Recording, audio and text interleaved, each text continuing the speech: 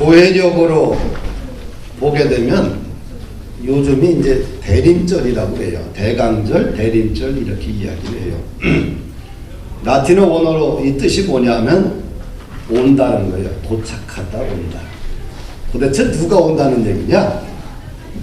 죄 많은 희망 없는 이 땅에 메시아가 온다는 거예요. 할렐루야. 유대인들은 많은 시간 절망 가운데 살았어요. 근데 그들에게 꿈이 하나 있었어요.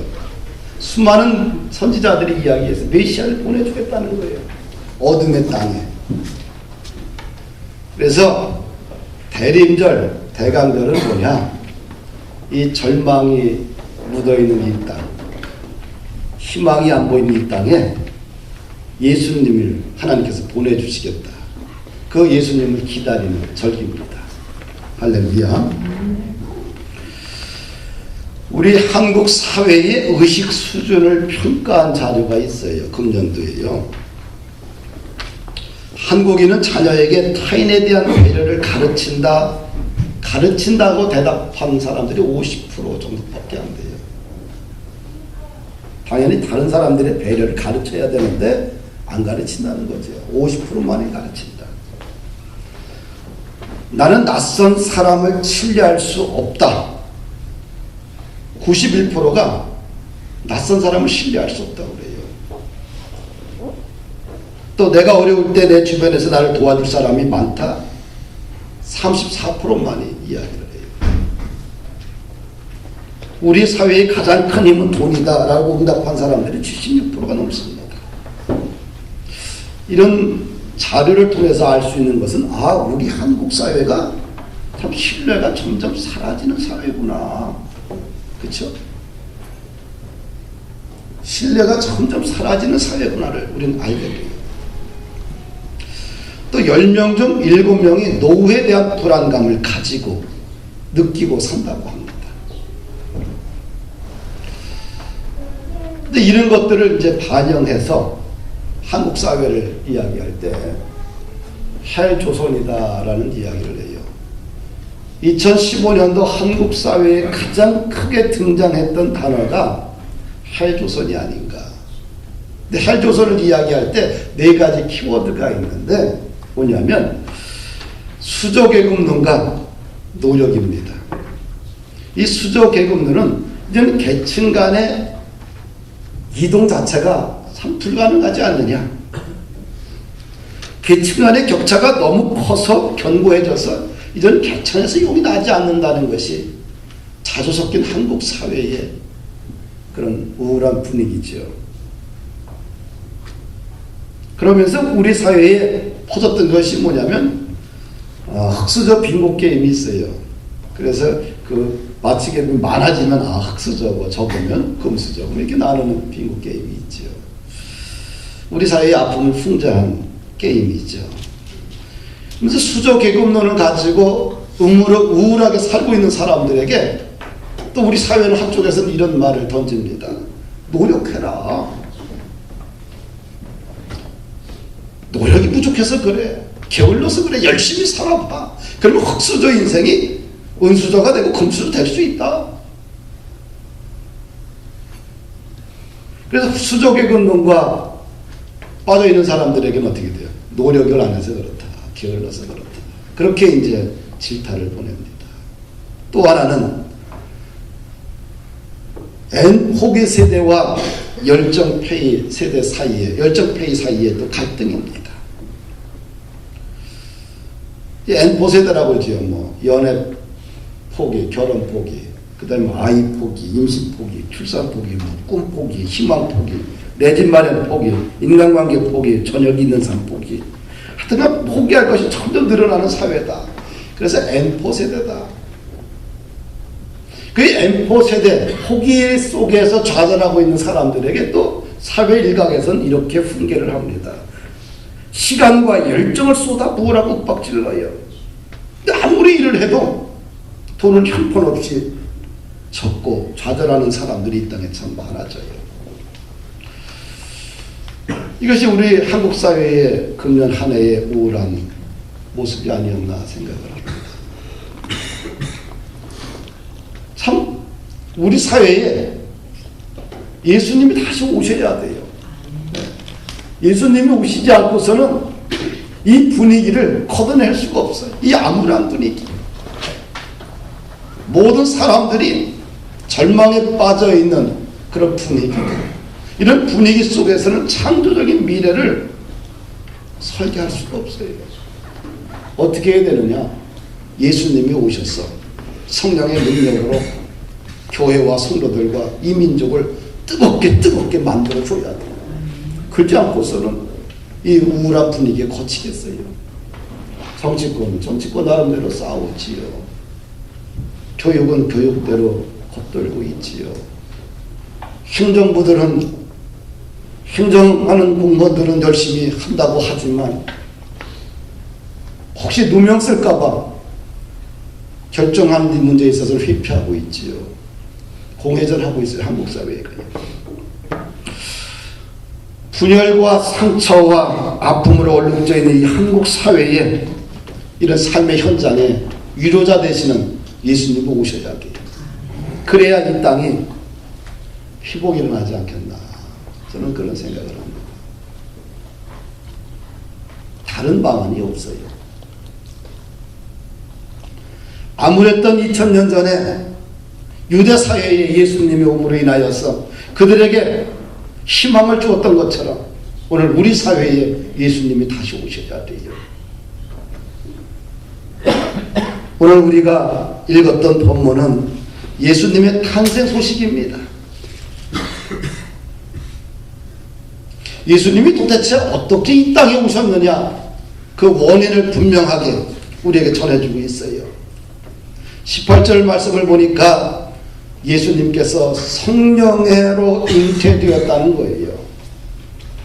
예수 그리스도의 나심은 이러하니라. 그 어머니 마리아가 요셉과 약혼하고 동거하기 전에 성령으로 잉태된 것이 나타났더니. 할렐루야. 마리아가 요셉과 약혼하고 동거하기 전에 뭐로 잉태됐어요? 성령으로. 처녀의 몸에서, 마리아의 몸에서 예수님이 태어난 겁니다. 어떤 생물학적인 현상을 통해서 수정된 것이 아니라 성령으로 잉태된다. 성령은 바람과 같은 존재입니다. 성령을 갖다가 하나님의 영이다 이렇게 말을 해요. 성령은 예수님과 함께 구원 사역을 완성했고요. 예수님께서 승천하신 후에 보혜사 성령으로 이 땅에 오셔서 자신들의 백성들을 위로하고 힘을 주고 지혜를 주고 능력을 주고 보살펴 주고 치료해 주셔서 승리하게 하는 것이 성령의 역사입니다.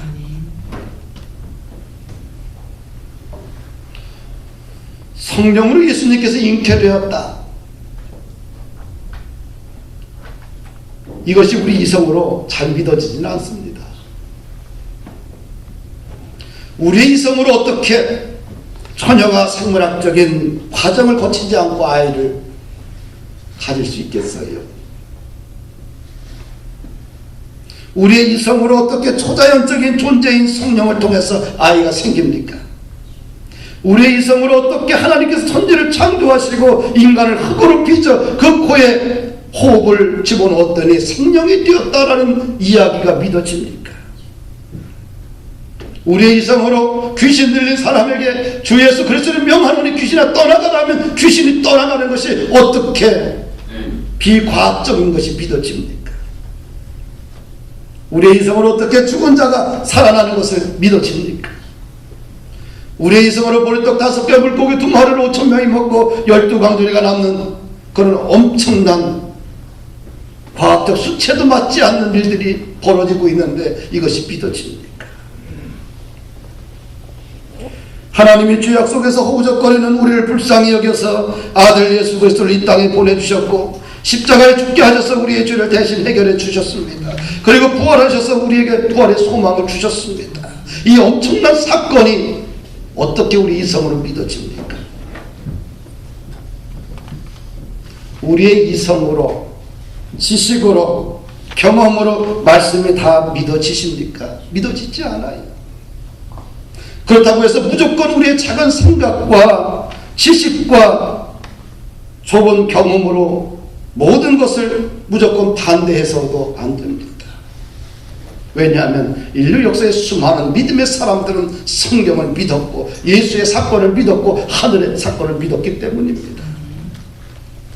그래서 신앙의 출발점은 믿음이에요. 할렐루야. 믿어야 돼. 말씀이 그렇게 쓰여 있다고 한다면 믿어야 됩니다. 성경이 이렇게 말씀하고 있다면 믿으면서 아멘을 출발하는 것이 신앙이에요. 아멘을 받아들이고 수용하고 믿을 때 내 인생의 기적과 변화가 시작이 됩니다. 할렐루야. 믿읍시다. 그런 의미에서 히브리서 11장은 살아있는 믿음의 사람들의 인물들을 소개하고 있습니다. 그 11장을 읽게 되면 가슴이 뜨거워져요. 이야, 나와 똑같은 평범한 사람들인데 이 평범한 사람들의 인생을 거쳐서 비범한 사람이 된 것은 이유가 하나밖에 없는 거예요. 왜? 믿음밖에 없는 거예요. 할렐루야. 믿음이 없이는 하나님을 기쁘시게 하지 못한다고 했습니다. 믿음으로 아브라함은 부르심을 받을 때 순종하여 장래 기업으로 받을 땅에 나갈 때 갈 바를 알지 못하고 갔다는 거예요. 어디로 갈지 모르지만 믿음으로 순종해 갔다는 거예요. 할렐루야. 야곱은 믿음으로 죽을 때에 12 아들에게 축복해 주셨어요. 할렐루야. 믿음으로 저희가 홍해를 건넜고요. 믿음으로 7일 동안 여리고를 돌았습니다. 이 믿음이에요. 믿음. 어떻게 여리고성을 돌을 때에 하루에 한 번씩 마지막 날 7발 덮고 소리치면 무너진다는 이 말도 안 되는 사실을 우리의 이성으로 이것이 됩니까? 믿음으로 도는 거예요. 그리고 하나님의 말씀대로 그냥 마지막 날 소리쳤더니 무너져 버린 거예요. 성경의 역사는 믿는 거예요. 할렐루야.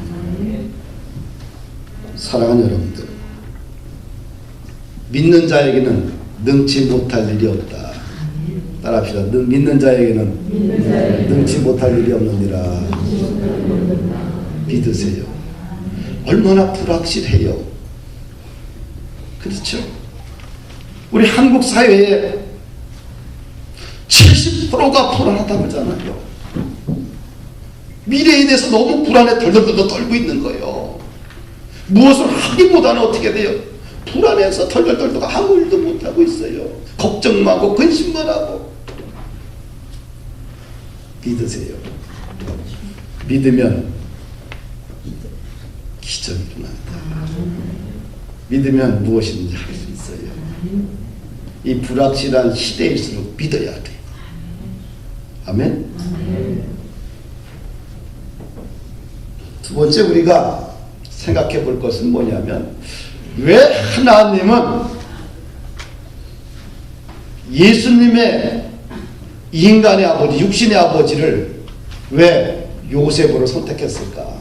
하나님은 그 당시에 수많은 사람들이 있었는데 왜 하필이면 요셉을 선택했을까?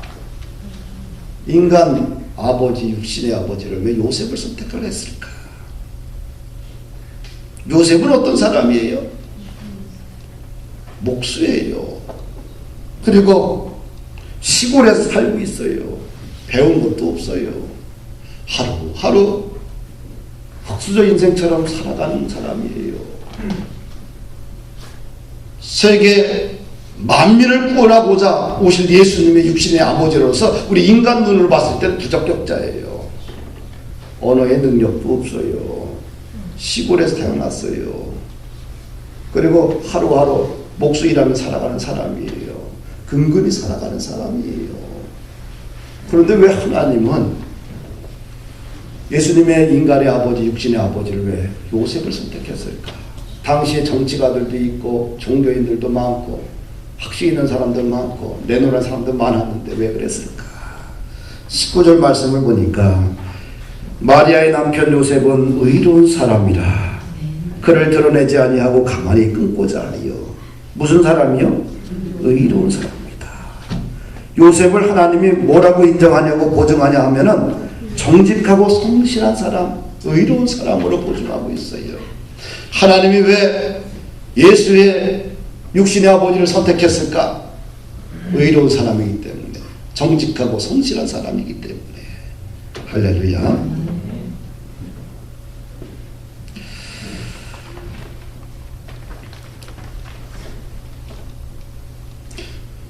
왜 하나님께서 인류를 물로 심판할 때에 당시에 왜 노아를 선택을 했을까? 노아를 선택한 기준이 있겠죠. 하나님이 사람을 지어놓고 최초로 지으신 인간으로 인하여 배신감을 느끼고 다 쓸어버립니다. 그러기 위해서 다 쓸어버리면 안 되잖아. 한 사람은 살려야 될 거 아니야. 그래야지 하나님의 구원의 역사가 다시 시작되지 않겠어요. 그때 노아의 가정을 선택을 해요. 왜 그랬을까? 노아가 의인이요 당세의 완전한 자여 하나님과 동행했기 때문에. 하나님이 선택한 기준은 오직 하나입니다. 노아가 의인이기 때문에 그래요. 100년 동안 산 위에서 방주를 건조하며 사람들에게 전도합니다. 아무도 노아의 말을 듣지 않아요. 바보 취급을 당합니다. 근데 창세기 6장 22절 말씀을 보니까 노아는 하나님이 자기에게 명령하신 모든 것을 다 준행하였더라. 할렐루야. 그냥 철저하게 순종했고 미련할 정도로 인내했던 사람. 그래서 하나님께서는 노아를 축복한 거예요. 다른 사람은 홍수를 죽었지만 노아는 살았습니다. 사랑하는 여러분들, 어떻게 살아야 될까요? 힘들어도 눈물이 앞을 가려도 그래도 이를 악물고 마지막 힘을 다하여 믿음과 의의 길로 걸어가야 돼요. 할렐루야. 이것이 우리가 살아가야 될 삶의 모습입니다. 많은 사람들이 헬조선이라고 우울하게 이야기할 때 내 삶이 정말 힘들고 지쳐 있어도 거꾸로 저도 나는 의인으로 살겠다는 그런 믿음으로 살아야 돼요. 그러면 반드시 하나님의 마음을 감동시킵니다. 할렐루야.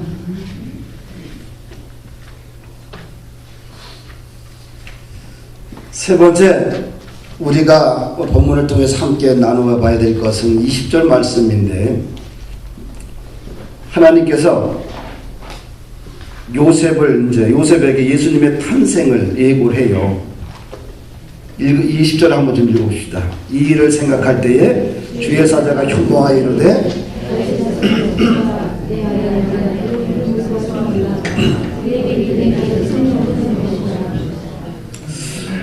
하나님이 요셉을 꿈속에서 나타나셔서 부르실 때 뭐라고 불러요? 다윗의 자손 요셉.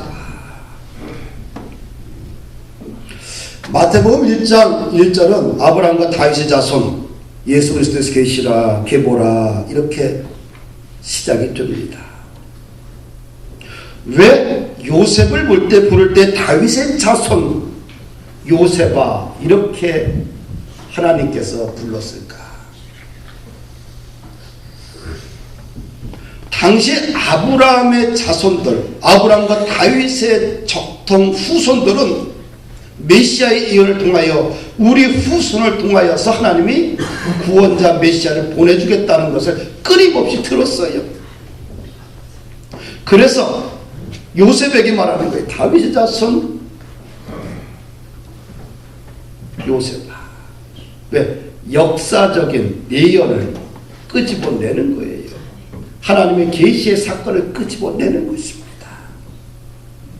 왜? 요셉도 의로운 사람이라 메시아를 믿고 기다렸기 때문에 그렇습니다.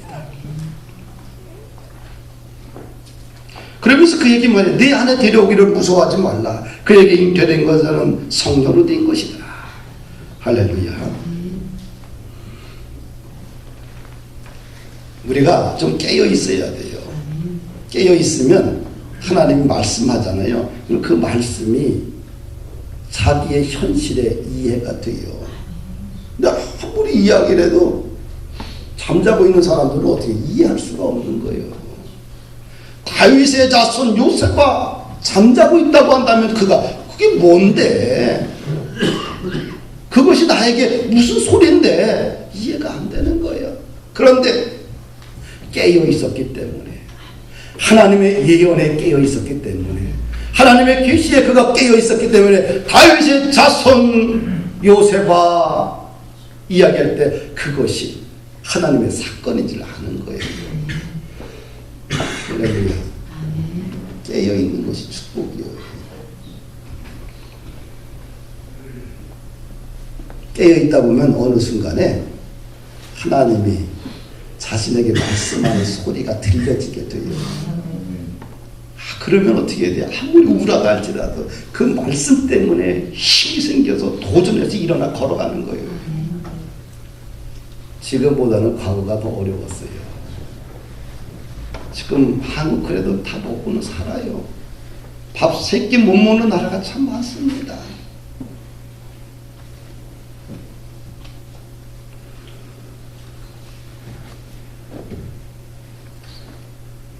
그리고 요셉에게 마리아의 몸에서 태어날 예수 그리스도의 정체성에 대해서 요셉에게 설명합니다. 21절 보니까 아들을 낳으리니 이름을 예수라 하라. 이는 그가 자기 백성을 그들의 죄에서 구원할 자이십니다.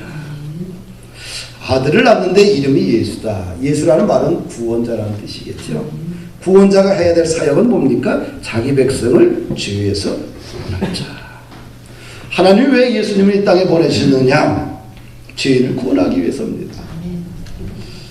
그래서 교회는 초점이 어디에 있어야 돼요? 죄인에게 있어야 돼요. 할렐루야. 교회의 초점은 예수 먼저 믿은 의인들이 죄인들이 교회에 왔을 때 어떻게 돼요? 아, 저건 죄인이다 라고 지적하면 안 돼요. 그들을 어떻게 돼요? 그리스도의 십자가의 사랑으로 안아주고 보살펴주고 배려해주고 보듬어주고 이해해주고 또 끊임없이 받아주는 수용하는 작업이 있어야 돼요. 왜? 하나님이 이 땅에 예수님을 보내신 이유가 의인을 부르러 온 것이 아니라 죄인을 부르러 왔어요. 그래서 예수님의 사역을 보게 되면 끊임없이 세리와 창녀들과 함께 했지요. 버림받은 인생들, 친구가 없는 인생들에게 같이 식사를 하고 그들에게 친구가 되어줬고요.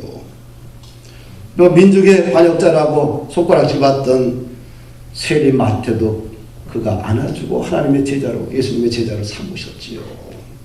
또 문둥병자들에게 가서 사회적 모든 관계가 단절된 문둥병자를 찾아가서 그들에게 위로해주고 그들의 병을 치료해주고 공동체의 이론을 다시 끄집어냈지요. 그래서 마태복음 1장 족보를 보게 되면 하나님의 의도가 나와 있어요.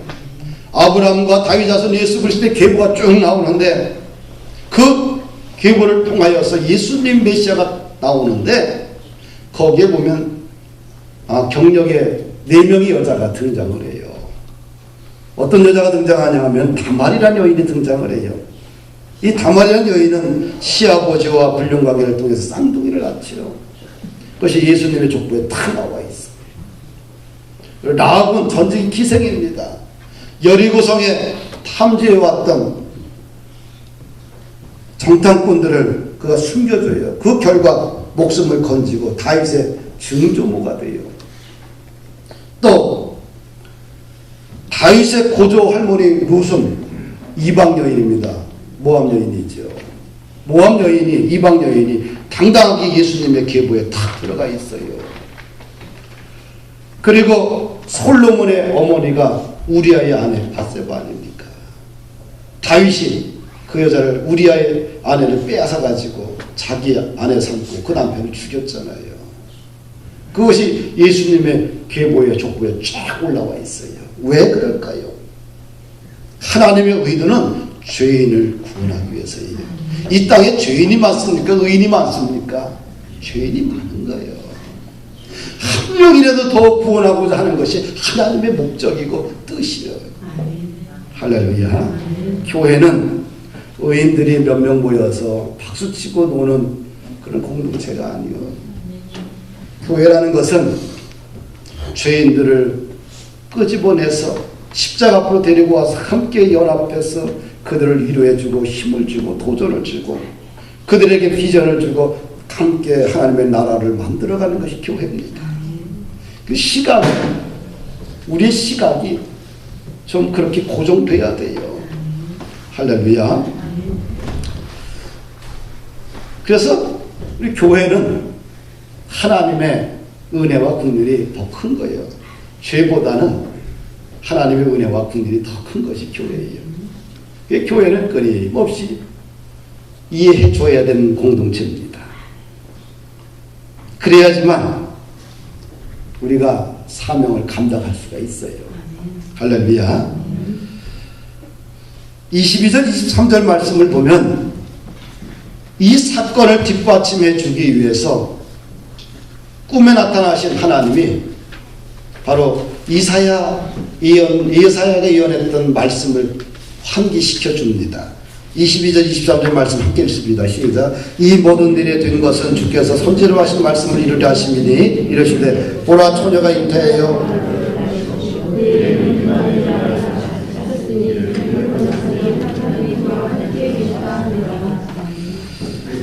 이 모든 일은 어디에요? 선지자가 이미 어떻게 돼요? 예언했다는 거예요.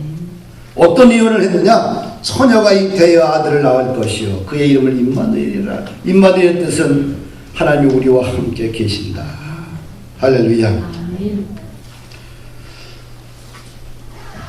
왜 하나님께서 하늘의 보좌를 버리고 이 땅에 가장 낮은 자의 모습으로 왔을까? 하늘의 영광과 위엄과 보좌와 능력을 다 버리고 이 땅의 가장 작은 자의 모습으로 온 것이 성탄절입니다. 왜 이렇게 오셨을까? 우리와 함께하기 위해서예요. 이것이 임마누엘 신학이고 신학입니다.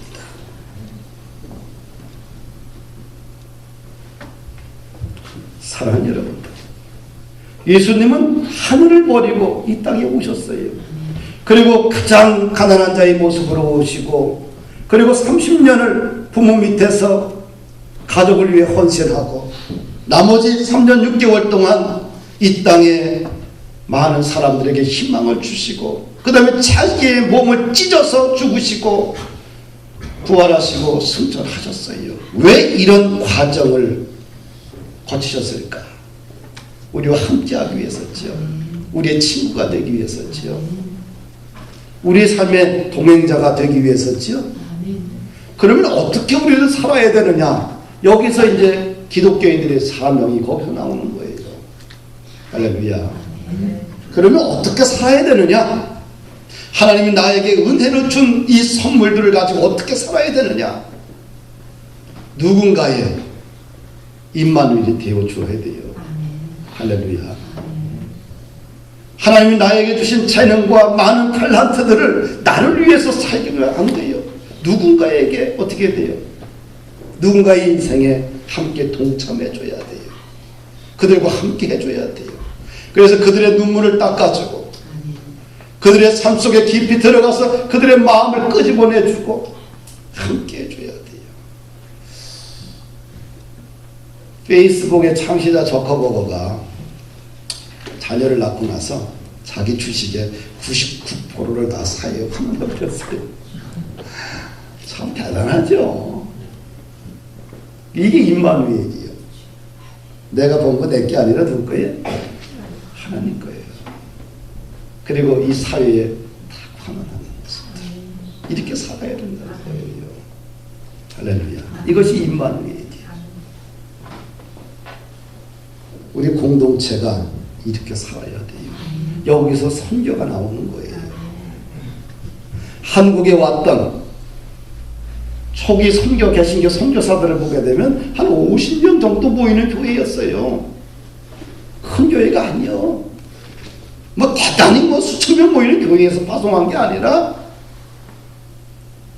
그냥 50명, 70명, 100명 미만의 작은 교회에서 선교사를 한국의 땅에 100여 년에 파송한다. 120년 전에. 근데 그들이 이 땅에 와서 임마누엘 신앙을 가지고 함께 했기 때문에 병원이 세워지고요. 학교가 세워지고요. 고아원이 세워지고요. 이 땅에 헐벗은 사람들의 친구가 되어준 거죠. 그래서 이렇게 된 거예요. 여기서 선교가 나오고 전도가 나오고 여기서 부제가 나오고 교육이 나오는 거예요. 할렐루야. 우리가 왜 배워야 되느냐? 왜 우리가 성장해야 되느냐? 왜 사업이 번성해야 되느냐? 왜 자녀들을 잘 키워야 되느냐? 잘 먹고 잘 살기 위해서 병든 거예요. 어떻게 해요? 하나님이 나에게 주신 걸 가지고 더 많은 사람들을 섬기기 위해서예요. 그것이 임마누엘 신앙이에요. 할렐루야. 그런 임마누엘 신앙이 우리에게 좀 있기를 축복합니다. 이제 하나님의 이런 계시의 사건을 쫙 듣고 나서 요셉의 반응이 나와요. 우리 24, 25절 말씀 함께 읽습니다. 요셉이 잠에서 깨어 일어나 주의 사자의 분부대로 행하여 그의 아내를 데려왔으나 아들을 낳기까지 독점하지 아니하더니 나음의 이름을 예수라 하니라. 잠에서 깨어 일어나 그 다음에 어떻게 행동했어요? 주의 사자의 분부대로 행하여 그의 아내를 데려와 즉시 했다는 거예요. 성령의 소리에 좀 민감하죠. 할렐루야. 주님께서 하라 하니까 즉시 순종하는 걸 보게 돼요. 성령의 소리에 민감하면 민감할수록 영적으로 참 예민해져요. 그 사람을 통해서 하나님의 사건과 진리가 이루어지게 되는 것입니다. 할렐루야. 그리고 아들을 낳기까지 가까이 하지 않았어요. 이 요셉의 품이, 그의 신앙의 아름다운 모습들,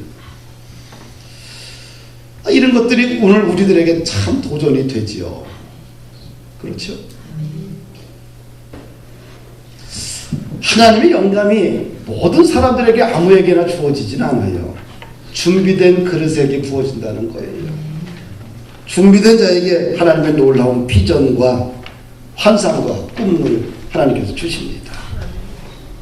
그 당시에 많은 사람들이 있었지만 구체적으로 메시아의 사건은 요셉을 통해서 진행되었다는 것입니다. 그래서 좀 기도를 좀 해야 돼요. 이 영적인 일에는 좀 욕심을 좀 가지면 좋지 않겠나? 할렐루야. 좀 하나님 구체적으로 주님의 사건이, 주님의 환상이, 주님의 비전이, 하나님의 나라가, 하나님의 뜻이 나를 통하여서 흘러가게 하여 주시옵소서. 이왕이면 영적인 일에 좀 욕심을 내면 좋지 않겠나? 할렐루야. 옆 사람을 한번 얼굴을 보시면서 자매님, 형제님, 우리 영적인 일에는 좀 욕심을 내보십시다.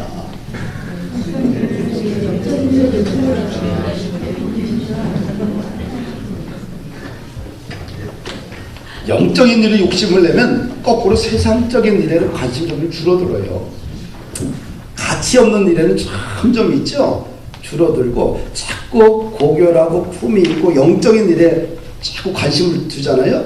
그러면 그 반대가 점점 줄어들게 돼 있어요. 말씀을 이제 마칩니다. 이왕이면 좀 의롭게 사십시다. 정직하고 성실하게 삽시다. 그리고 영적인 일에 좀 민감해 보십시다. 할렐루야. 그래서 임마누엘 되신 예수님이 이 땅에 오신 것처럼 누군가의 인생에 좀 임마누엘이 되어 보십시다. 아내가 될 수도 있고 남편이 될 수 있고 자녀가 될 수도 있겠죠. 또 교회가 될 수도 있고요. 그래서 임마누엘이 되신 예수님의 그 사랑을 우리가 좀 실천하면서 전도와 선교를 하고 구제와 교육을 하는 복된 여러분들의 인생이 되기를 예수 그리스도 이름으로 축원합니다.